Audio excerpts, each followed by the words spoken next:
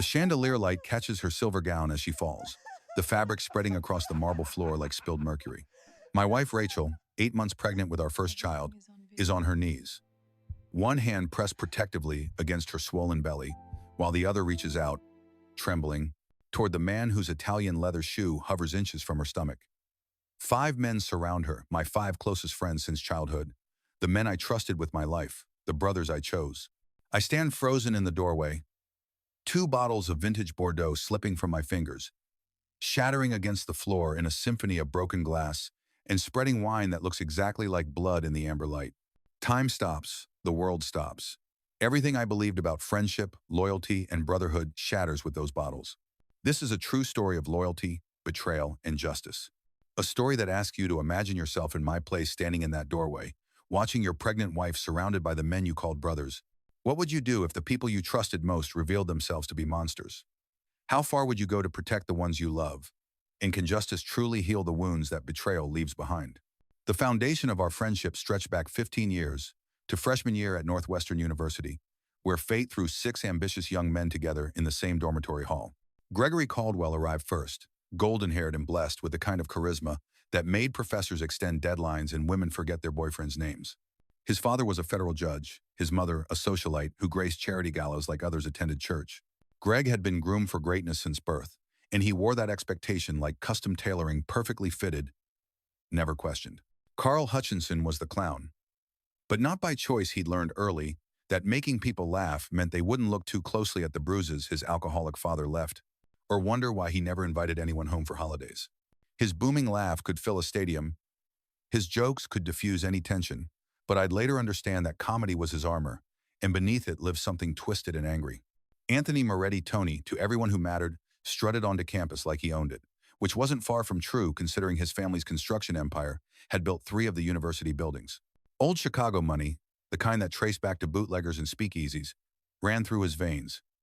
He collected friends like his father collected politicians' useful assets for future leverage. Brian Fisher was the mathematician of our group, the quiet genius who could calculate the tip after 3 bottles of wine while simultaneously explaining quantum physics. Raised by a single mother who cleaned houses to pay for his education, he viewed the world through spreadsheets and probability matrices. Every friendship was an investment calculation, every kindness a debt to be collected. And Luke Brennan God. Luke was supposed to be different. We met during orientation when we both reached for the last copy of Conrad's Heart of Darkness in the campus bookstore. "You can have it," he said with a smile that seemed genuinely warm. "I've already read it twice." We discovered we'd both lost fathers young, both been raised by strong mothers who demanded excellence, both dreamed of changing the world through law. By sophomore year, we were inseparable. By senior year, we'd made a pact brothers in everything but blood, godfathers to each other's future children, best men at each other's weddings. Rachel entered my life 3 years ago at a medical charity gala I'd been dragged to by my firm. She was working the event as a pediatric nurse, wearing a simple black dress that somehow outshone all the designer gowns in the room. When the keynote speaker collapsed from an allergic reaction, Rachel didn't hesitate. She was at his side in seconds, administering epinephrine from the emergency kit she always carried, saving his life while everyone else stood frozen in their cocktail conversation poses. "You always carry emergency medication to parties?" I asked her afterward, offering her a glass of champagne. "You always hit on women who've just saved someone's life?" She countered, but her smile softened the words. She possessed that rare quality of making everyone feel seen, truly seen. Our barista at the corner coffee shop, a tired-looking man named Eduardo, nearly cried when Rachel remembered his daughter Isabella was auditioning for Juilliard. Mrs. Chen, our elderly neighbor, still talks about how Rachel spent 3 hours helping her set up video calls with her grandchildren in Beijing. Even the surly teenager who delivered our groceries smiled when Rachel asked about his garage band's latest gig. 8 months pregnant now, she glowed with an inner radiance that made strangers stop and smile on the street. Her kindness wasn't performed or calculated. It flowed from her naturally, like breathing. She'd spend hours knitting blankets for the prenatal ward where she used to work, her fingers moving in meditation while she hummed lullabies our child would soon hear. When I suggested the reunion dinner, Rachel's eyes lit up with genuine excitement. "Finally," she said, placing my hand on her belly where our baby was performing what felt like gymnastics. "I get to really know these men who shaped the person you became. These brothers you're always talking about." She spent 3 days preparing with the intensity of a general planning a campaign. The florist, confused by her specific requests, watched in awe as Rachel arranged peonies and roses in patterns she'd learned from her grandmother. Flowers have their own language, she explained to me, placing white roses for new beginnings next to yellow ones for friendship. The irony of that combination would haunt me later. She polished her grandmother's china until it gleamed, each place setting measured with mathematical precision. The silver gown had been a splurge, purchased before she knew she was pregnant, but alterations made it work perfectly over her belly. First impressions last, she said, turning slowly in front of our bedroom mirror, the fabric catching light like moonbeams on water. I want them to see I'm worthy of their friend. If only she'd known she was worth 1,000 of them. The signs had been there for months, subtle as snake movements in tall grass. Greg's enthusiasm when I announced my engagement had seemed forced, his smile not quite reaching his eyes when he said, "She must be special to land you." Carl's jokes about ball and chain and another good man down carried an edge that cut deeper than humor should. Tony had actually asked, during my bachelor party, if I was sure about this whole marriage thing and suggested that prenups were just smart business, nothing personal. Brian ran statistical analyses on divorce rates, presenting me with spreadsheets showing the probability of marital failure based on income disparity, educational differences, and age gaps. Just being realistic, he'd said, pushing his glasses up his nose. Numbers don't lie. But Luke had been my best man, had given a toast that brought tears to my eyes. Marcus found his other half, he'd said, raising his champagne. The rest of us are still wandering around like incomplete equations, but Marcus solved for X. He found his Rachel. The crowd had swooned. Rachel had squeezed my hand under the table. I'd thought Luke was happy for me. The evening started with such orchestrated perfection it felt like a movie Rachel's favorite kind, where friendship conquers all and people show their best selves when it matters most. She greeted each man at the door with personalized warmth that would have seemed studied if it wasn't so genuine. "Gregory!" She beamed, taking his coat. Senior partner at 32 Marcus told me about the Henderson case. Brilliant defense strategy. You must be so proud. Greg's smile flickered with something surprise, suspicion, before settling into his practiced charm. Well, Marcus exaggerates. Team effort, really. To Carl, she offered the warmth he'd never gotten at home. I heard about the marathon training. That's incredible dedication. I have some energy bar recipes from my runner friends at the hospital, all tested by ultramarathoners. I'll send them to you. Carl's laugh sounded almost genuine for a moment. That's really thoughtful, Rachel. For Tony, she'd done her research. Your mother's charity gala for the Children's Hospital raised $3 million? That's extraordinary. The pediatric ward is getting new equipment because of her efforts. You must be incredibly proud of your family's legacy. Tony's chest puffed with inherited pride. The Morettis always give back, he said, though his eyes narrowed slightly as if wondering what angle she was playing. To Brian, she showed intellectual respect. That economics journal you published in Marcus had me read your article on cryptocurrency market volatility. I'll admit I had to read it twice, but your thesis about blockchain disruption was fascinating. Brian actually blushed, adjusting his glasses nervously. You actually read it? And to Luke, the godfather-to-be, she offered inclusion in their future. We've narrowed the nursery colors down to sage green or powder blue. Since you'll be spending so much time there as godfather, you should have a vote. I've got paint samples after dinner. Luke's smile was perfect, practiced, hollow as a chocolate Easter bunny. I'm honored to be included in such important decisions. The dinner conversation started smoothly enough: work stories, market predictions, updates on mutual acquaintances. Rachel navigated it all with grace, asking intelligent questions about Greg's cases, laughing at Carl's genuinely funny story about a disastrous date, showing interest in Tony's development projects, engaging Brian in a surprisingly deep discussion about behavioral economics. But beneath the civilized veneer, tensions simmered like water just below boiling. Every compliment to Rachel carried a barb. "This salmon is perfect, Rachel," Greg said, cutting into the fish with surgical precision. "Though I suppose you have nothing but time to perfect recipes these days. Must be nice not having to worry about billable hours." "Actually," Rachel replied smoothly, "I'm still consulting for the hospital 2 days a week, helping train the new pediatric nurses. But yes, cooking for people I care about is definitely more rewarding than paperwork." Carl jumped in with forced joviality. "Barefoot and pregnant in the kitchen living the dream, right, Marcus?" His laugh boomed too loud, lasting too long. "Hardly barefoot," Rachel said, extending one foot to show her designer heels, a gift from my mother. "And pregnancy doesn't diminish a woman's worth, Carl. If anything, growing a human while maintaining a career and household requires skills most CEOs couldn't manage."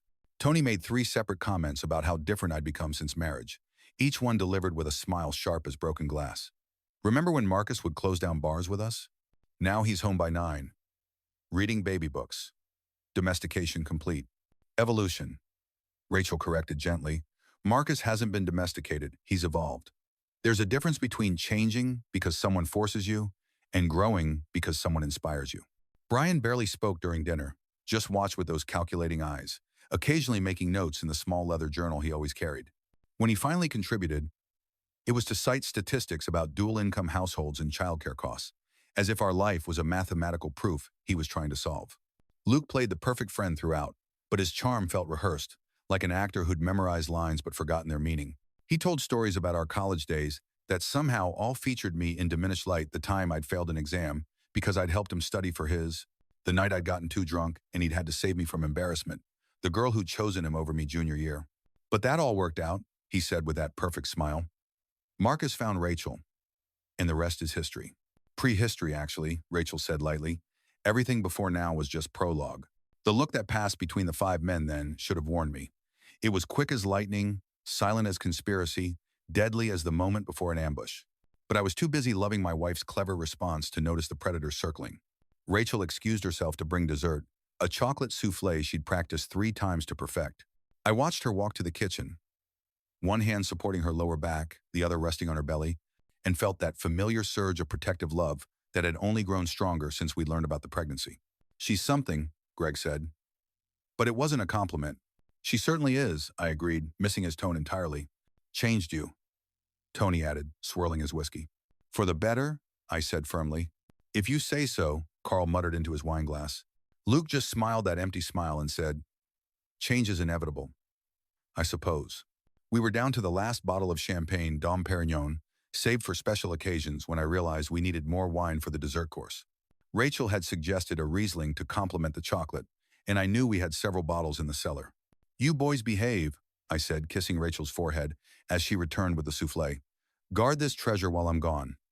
I meant the dessert. They heard something else. We'll protect everything precious to you, Luke said, raising his glass in mock salute. The others laughed a sound that, in retrospect, chills me to my bone marrow.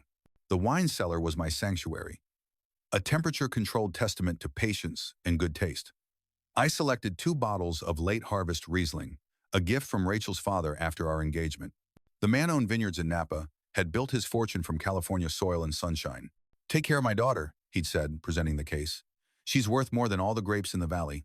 The autumn air hit me as I walked back through the garden. Crisp and clear as good vodka. Stars visible despite Chicago's light pollution. I remember thinking how perfect everything was. My beautiful wife, our baby coming soon, my oldest friends finally spending real time together. Trust is a luxury only the naive can afford, and I was wealthy with it that night, spending it like a drunk sailor on shore leave. Inside the house, the atmosphere had shifted like barometric pressure before a tornado. Through the French doors, I could see them all standing now, Rachel at the center like a deer surrounded by wolves.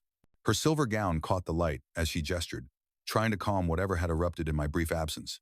Her voice carried, tight with controlled fear. I don't understand what I've done to offend you, she was saying, backing slowly toward the wall. Your existence offends us, Greg said, his golden boy charm completely evaporated, replaced by something ugly and primitive. The way you swooped in and stole him, the way you look at us, like we're something you need to tolerate, like we're relics from his past that you're waiting to fade away. That's not true, Rachel protested, her voice steady despite the tears I could see gathering in her eyes. You're important to Marcus. That makes you important to me. I've tried to show you that all evening. Tried. Carl spat the word like rotten fruit. Everything you do is trying, isn't it? Trying to impress us. Trying to show us you belong. Trying to pretend you're not counting the days until you can isolate him completely. We were his family before you came along, princess. Tony stepped closer, his swagger turned menacing, the construction prince becoming a thug. We were the ones who were there through his father's death, through his mother's cancer, through every triumph and failure. You've known him 3 years. We've known him 15. And I'm grateful for that, Rachel said, her hand protective over her belly, unconsciously shielding our child. I'm grateful he had you when he needed you. But people grow. Relationships evolve. Evolve? Brian finally spoke, his calculator mind computing cruelty. You mean deteriorate? You mean you've turned a wolf into a lapdog, a warrior into a house pet? He used to be ambitious. Now he talks about moving to the suburbs for good schools. He used to take risks. Now he worries about life insurance. You've neutered him. He's happy, Rachel said simply. And that simple truth seemed to enrage them more than any argument could have. Happy, Luke said, and the word dripped with disdain like acid from his tongue. Happy is what mediocre people settle for when they give up on greatness. Marcus was meant for more than happiness. He was meant for conquest, for power, for legacy. You've reduced him to what, birthday parties and baby names? You're drunk, Rachel said, though she knew they weren't not drunk enough to excuse this anyway. You don't mean these things. Tomorrow, you'll regret. The only thing I regret, Greg said, moving closer, backing her against the wall, is not saying this sooner. You're a parasite, Rachel. A pretty parasite who latched onto the best of us and started draining him dry. Please, Rachel said, and I could hear tears in her voice now. I'm pregnant. Whatever you think of me, please, just let's sit down. Talk about this calmly. Pregnant, Tony laughed. Ugly and sharp. The oldest trap in the book. Though I have to admire your efficiency. Lock him down with a ring. Seal the deal with a baby. Very strategic. What happened next unfolded with the horrible clarity of a nightmare you can't wake from. The kind where you're running but your legs won't work. Where you're screaming but no sound comes out. Greg shoved her not hard enough to be called assault in his lawyer mind, but enough to make her stumble in her heels. Rachel caught herself against the wall, her hand immediately going to her belly. Please, she said quietly. The baby, Carl mimicked in a high, mocking voice. Always about the baby. What about us, Rachel? What about the family you destroyed? Carl grabbed her arm when she tried to move away, his grip tight enough to leave marks I'd later photographed for evidence, purple fingerprints on her pale skin like violent flowers. Tony, drunk on whiskey and cruelty, decided she needed to dance with him, spinning her roughly while the others laughed. Not Carl's booming stage laugh or Greg's charming chuckle, but something darker, primal, savage. Stop, Rachel pleaded. Tears streaming down her face now, her hands never leaving her belly, trying to protect our unborn child even as they tormented her. Please, you're hurting me. The baby. Think about the baby. We are thinking about the baby, Brian said with cold calculation, his mathematician's mind computing maximum damage. Another chain to bind him. Another lock on his prison cell. You wanted to be part of the group, Luke said, his transformation from best friend to monster complete. Consider this your initiation. Every brotherhood requires hazing. Greg pushed her again, harder this time, with intent and malice. Rachel's heel caught on the Persian rug, a wedding gift from my mother, antique and precious, and time seemed to slow as she fell. The silver gown spread around her like spilled mercury as she hit the marble floor hard, a cry of pain escaping her lips that would echo in my nightmares for months. She struggled to get up, one hand pressed to her belly, the other reaching out for help that wouldn't come. Her face was pale with pain and fear, tears streaming down her cheeks, and still she tried to protect our child, curling around her stomach like a human shield. That's when Greg lifted his foot, that Italian leather shoe he'd bragged about buying with his first bonus, positioning it above her stomach with deliberate, conscious cruelty. The chandelier light caught the polished leather like a weapon being drawn. Rachel's whisper cut through the air like a blade through silk. Please, not my baby. Please, Greg, not my baby. The bottle slipped from my hands in that moment. The crash of breaking glass and spreading wine, announcing my arrival like thunder in a clear sky. For one crystallized moment, nobody moved. We were a tableau of betrayal, Rachel on the floor in her silver gown, tears on her face, one hand protecting her belly. 5 men, my 5 oldest friends, frozen like guilty children caught torturing a cat. And me, standing in the doorway, my world reshaping itself with violent clarity, everything I'd believed about friendship and loyalty shattering like those wine bottles. She fell, Greg said quickly, smoothly, the lawyer already building his defense. We were trying to help. Shut up. My voice came from somewhere deep, somewhere I didn't know existed, somewhere primal and dangerous. I moved past them like they were furniture, kneeling beside Rachel, helping her sit up. Are you hurt? The baby? I'm okay, she whispered, but her whole body trembled like a leaf in a hurricane. Marcus, I'm okay. The baby's moving. We're okay. She's drunk, Carl tried, nervous laughter bubbling up. She's been drinking all night, stumbled. I said, shut up. I helped Rachel to the sofa, my hands checking her for injuries, feeling the baby move, thank God. The baby was moving. Strong kicks of protest against the trauma. Only then did I turn to face them, and something in my expression made them all step back. She's 8 months pregnant, I said, my voice deadly quiet.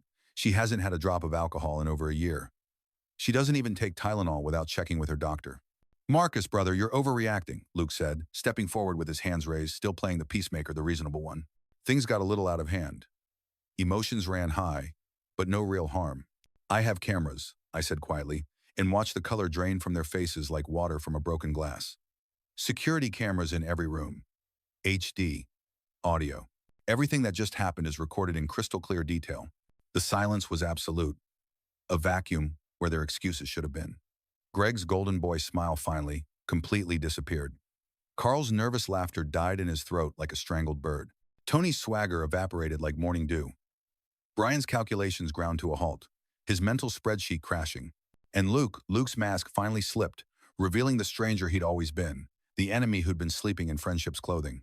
You were recording us? Greg tried for outrage, grasping for the moral high ground, like a drowning man reaching for driftwood. Your friends? That's a violation of privacy. My friends? I laughed, but there was no humor in it, just the bitter recognition of a 15-year lie. Friends don't terrorize pregnant women. Friends don't assault the innocent. Friends don't reveal themselves to be monsters the moment I leave the room. Marcus, let's talk about this, Tony said, the construction prince trying to negotiate, to build a bridge over the chasm they'd created. We'd been drinking. Things got heated. We'll apologize. Get out. I didn't raise my voice. I didn't need to. All of you, get out of my house. Now, what are you going to do? Brian asked. Ever practical, already calculating damage control, running probability scenarios on his mental spreadsheet. I looked at each of them, these men I'd loved like brothers, and felt nothing but cold clarity, like looking at x-rays of broken bones, clinical, detached, decisive. I'm not going to call the police, I said, and saw them relax slightly, shoulders dropping with relief. I'm going to do something much worse. I'm going to let you destroy yourselves. They left quickly after that, mumbling threats about lawsuits, about slander, about how I'd regret this. Luke was the last to go, pausing at the door like a movie villain who needs the last word. This isn't over, he said, trying to salvage some dignity from the wreckage. No, I agreed, my arm around Rachel, feeling her heartbeat against my chest. It's just beginning. After they left, I held Rachel while she cried, her body shaking against mine like she was trying to expel the poison of their hatred through tears. Why? She kept asking between sobs. What did I do? Why did they hate me so much? It wasn't about you, I told her, though the words felt inadequate, like trying to explain cancer to a child. It was about me, about control, about their inability to accept that people grow, change, evolve. You represented everything they feared: growth, maturity, love that doesn't need their approval. We went to the hospital that night just to be safe. The baby was fine, strong heartbeat, moving normally, already a fighter like her mother. The doctor, a kind woman named Patricia Harrington, who delivered hundreds of babies, documented Rachel's bruises and emotional distress with the efficiency of someone who'd seen too much domestic violence. These things need to be recorded, she said quietly, taking photographs of the purple fingerprints on Rachel's arm. Just in case you decide to press charges. We have video, I told her. Everything is recorded. She nodded, unsurprised. Good. Too many women don't have proof. You'd be surprised how many people still protect the abusers. The revenge plan formed in my mind with cold precision over the next 48 hours. I wasn't driven by rage. Rage is hot, impulsive, ultimately self-destructive, like burning down your house to kill a spider. This was different. This was justice, methodical, and complete, like surgery to remove cancer. They'd shown me who they really were, and now I would show the world. Gregory Caldwell, senior partner at Brennan, Morse & Associates, had built his career on reputation and relationships. The security footage, edited to show just his actions, the shoving, the threatening posture, the foot raised above a pregnant woman's stomach, went to the managing partners via anonymous email, CC'd to the Illinois Bar Association and select media contacts. I didn't need to add commentary or explanation. The footage spoke for itself with damning eloquence. Within 48 hours, Greg was suspended pending investigation. The firm couldn't afford the scandal. Their biggest clients were family companies, built on traditional values. Within a week, he was fired, his partnership bought out for pennies on the dollar. His face became a viral sensation on local news. Prominent attorney caught on video attacking pregnant woman. No firm in Chicago would touch him. He'd become radioactive, professionally toxic. Last I heard, he was working as a paralegal in Des Moines, living in a studio apartment above a dry cleaner's, his Mercedes repossessed, his Lincoln Park condo foreclosed, his golden future tarnished beyond repair. Carl Hutchinson had hidden his nature from everyone, especially his wife, Jennifer. She was everything. He wasn't genuine, warm, kind. A kindergarten teacher who'd fallen for his humor, not knowing it was armor hiding something rotten. The flash drive I had delivered to her office contained not just the footage of that night, but also the audio of Carl's cruel laughter, his grip on Rachel's arm, his suggestions about what they should do to put her in her place, words so vile I won't repeat them here. Jennifer watched the footage once, then called her lawyer. Then she called her father, a circuit court judge. Then she called her brothers, both Chicago cops. The divorce was swift and brutal.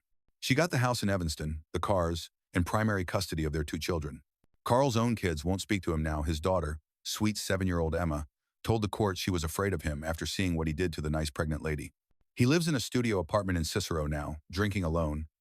His laughter finally silenced. Anthony Moretti thought his family money made him untouchable, wrapped in the armor of old Chicago wealth.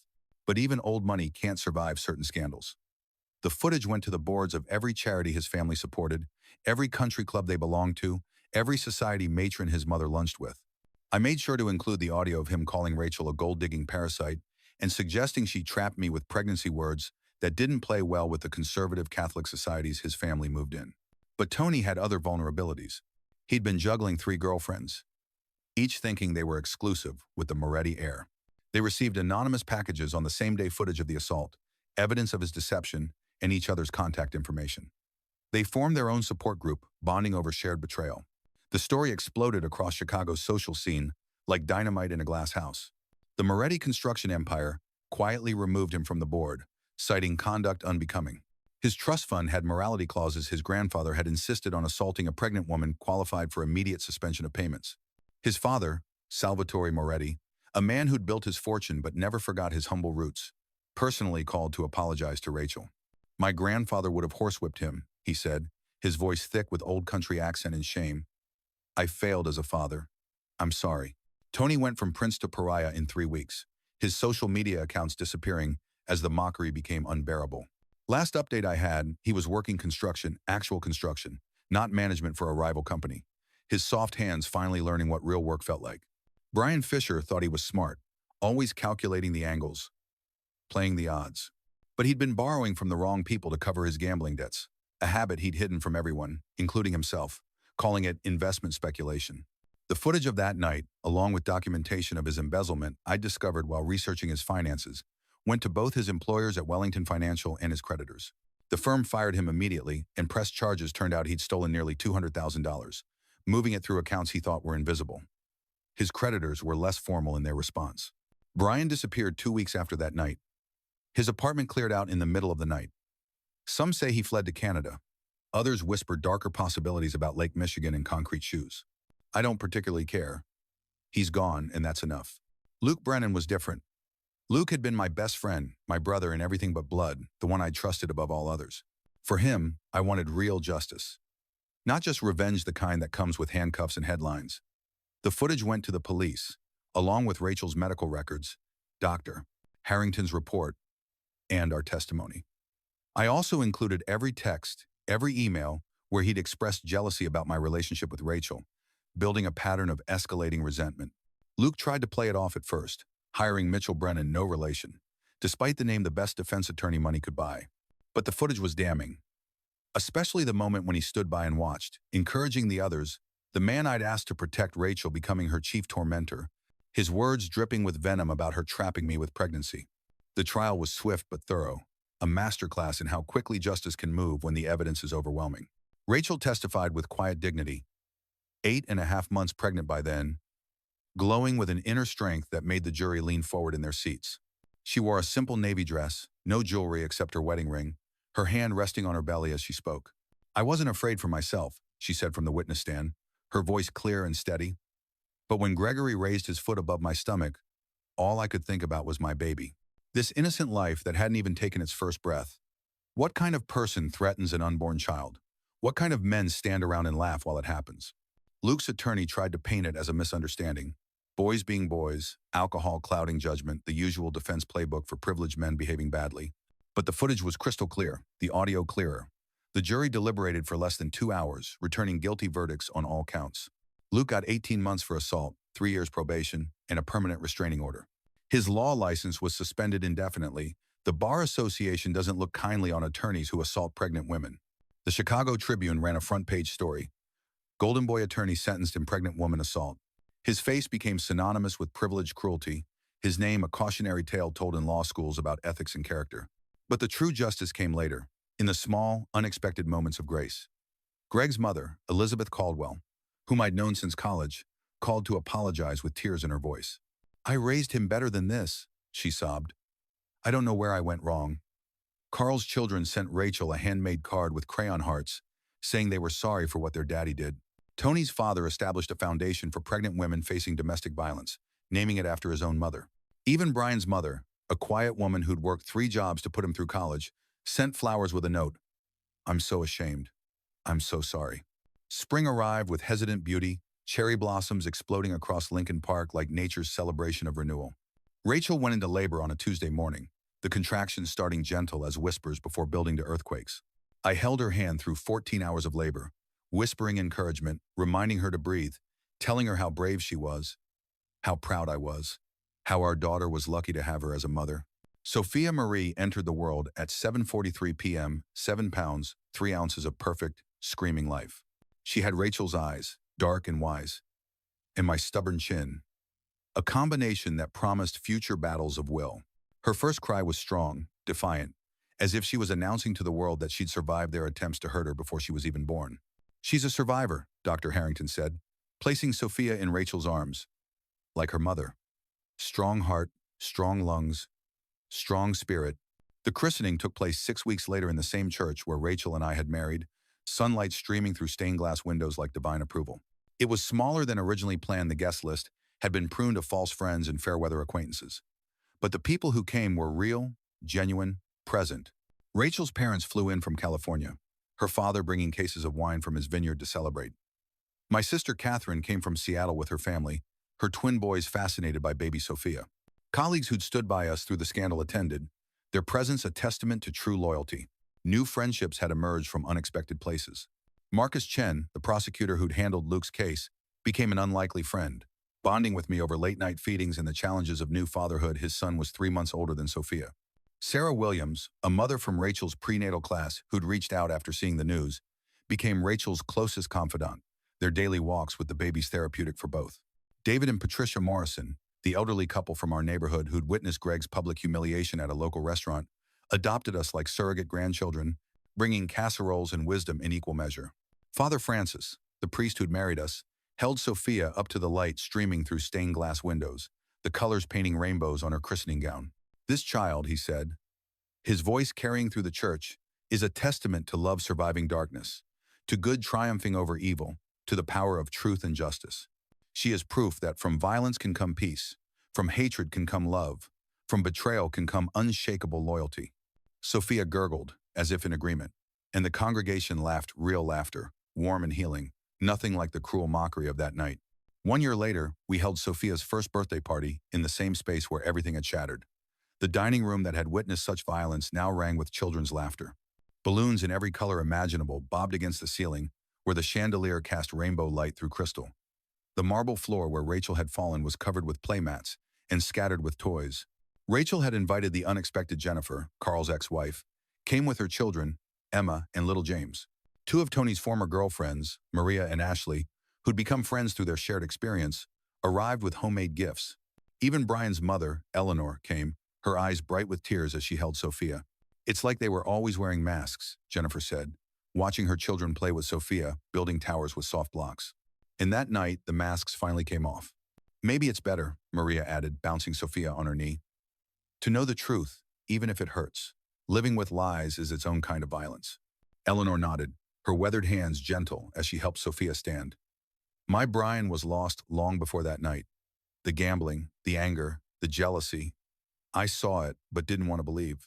I failed him by not confronting it sooner. "You didn't fail him," Rachel said gently.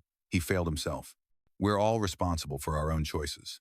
As the party wound down, with children napping in various corners and adults lounging in post-cake contentment, Rachel and I stood in the garden. Sophia slept in my arms, her tiny fingers wrapped around my thumb with surprising strength. The autumn air was crisp, Stars visible despite the city lights almost exactly like that night 2 years ago, but everything had changed. Do you regret it? Rachel asked, her head on my shoulder. Destroying them? I thought about Greg, disgraced and unemployable, living above that dry cleaner's in Des Moines. Carl, divorced and estranged from his children, drinking alone in Cicero. Tony, disowned and broke, his soft hands finally calloused from real work.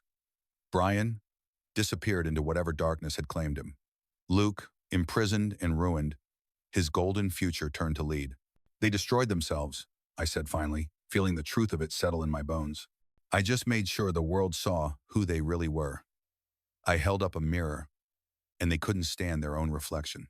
Rachel was quiet for a moment, then said, I used to wonder why they hated me so much. Spent months analyzing every interaction, wondering what I'd done wrong. But I understand now. I represented change, growth, evolution. And some people would rather destroy beauty than admit they're stuck in ugliness. You forgive them?